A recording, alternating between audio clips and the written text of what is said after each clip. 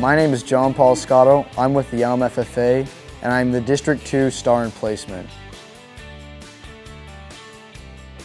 So I work for SCH Farms, so Scotto's Custom Harvesting. It's family owned. It's me, my father, and my brother, and we all have shares in the farm. So like 33% shares what I have. My dad, he started off with like a small little mower, like 5 foot. Every day, like everything's breaking down, and it was just a struggle in the past. But he loved farming because his dad was a logger, and he lived in St. Helens, Oregon. And then he always wanted to farm. He wanted to do something that was better. And then as my brother got older, he finally told my dad, like, let's just sell all this machinery. Let's get something that's worth having, and let's just actually grow. We can like actually become something. You can grow exponentially, and then do a lot of things. Yeah, he first started out as a little boy. He had been 3 years old when he's been riding with me. He always coming in the tractor. In fact, it used to turn around, he'd be right there at my feet. One time he asked to come with me, and I had to go work on a piece of equipment, and I thought, well, no, maybe just better you stay here. I began to walk off, and I turned around, and I thought, you know what, I got to make him part of this. He day-to-day operations, he gets up early, make sure everything is greased, well lubricated, maintained, fueled, and he's ready to go when we need to get to it. So the first step is we start mowing hay. After we mow the hay, and we have a mower conditioner, so when the glass gets fed through, it like breaks it up and the sugar gets broken apart, dries out quicker. So we mow it, and then we ted it. Tedding it flips the hay, aerates it, makes it drier, and then after we're done drying it, we go to raking, and after raking, we start baling. And if we're doing haylage, we mow it, and generally within 2 days, depending on the weather, because it's like 75 degrees, we mow it, and then we let it sit for a day, but we ted it. So after we ted it, we rake it, and then we feed it into the baler. And then after we bale it, we just rack and stack, and we haul it to the place it's needed to be.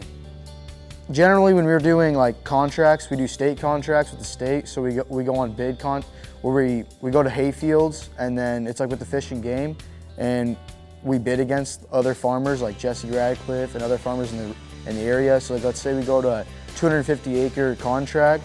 Sometimes we bid like $25,000 on it and lose it by $500, or we lose it by $20. That happened like 2 seasons ago, so it was bad. And then we do a lot of custom jobs. So we go to the fields, we do all the like baling, raking, mowing, and everything, and either they pay us for what we've done, like per bale, like we come out with a written amount per bale on how much it's going to cost, or we end up going to other hay fields that we rent, and then we just bring the hay to the farm and then we sell it. A good 70% of it probably gets sold to feed stores, and then 10% probably to our cows, and then the other 20% is probably custom. So some of the dairies we harvest for is Matt Plowman, and he has 2 dairies, the Yelm Farm as well as Black River, where he milks 2,000 milking cows at the Black River, and he has 1,000 head up here in Yelm, and he has a total of 700 baby calves on the Black River, and another like 350, 400 on the Yelm Farm. So between both farms, he has a couple thousand cows. It must have been about 9th grade. We had an opportunity to cut the Black River Dairy, and there's 585 acres there. I asked my son, John Paul, do you want to take that on? And that's going to be a lot of pressure. We got to get all of our equipment down there. And John was chomping at the bit, and we did it.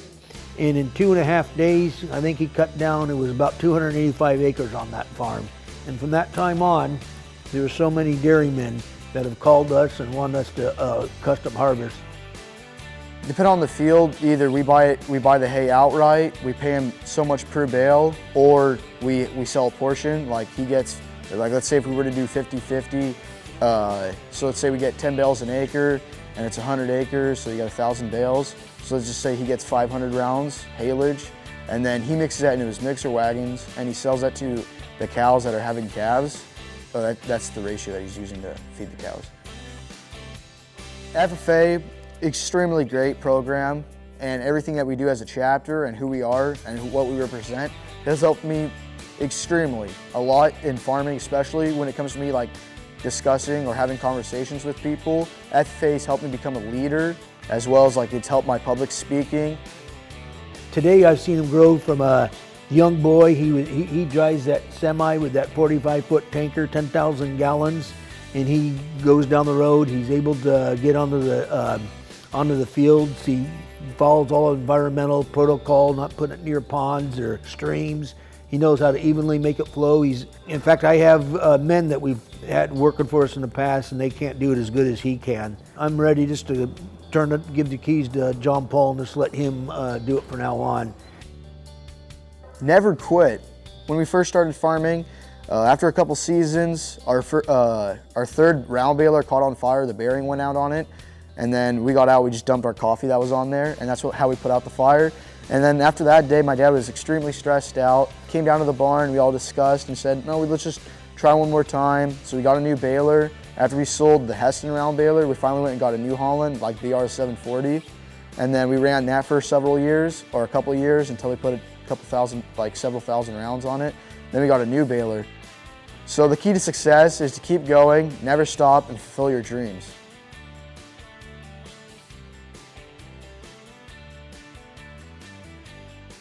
Congratulations to our 2020 Washington Star and Placement from the Yelm FFA chapter, John Paul Scotto.